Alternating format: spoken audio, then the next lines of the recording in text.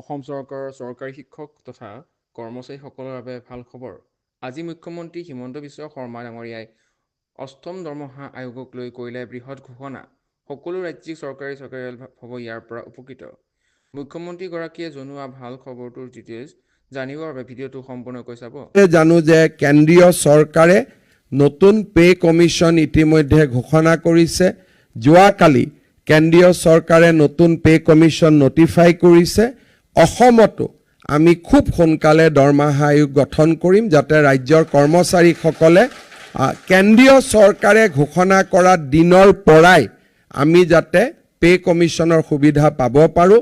আমি ইতিমধ্যে মই মুখ্য সচিবক যোৱাকালিয়ে কৈছোঁ যে আমাৰ প্ৰিপাৰেশ্যন কৰিবৰ কাৰণে মই কৰ্মচাৰীসকলকো অনুৰোধ কৰিম। ACSৰো ইয়াত এছ'চিয়েশ্যন আছে, শিক্ষকৰো আছে, কৰ্মচাৰীও আছে, সকলোৱে আছে।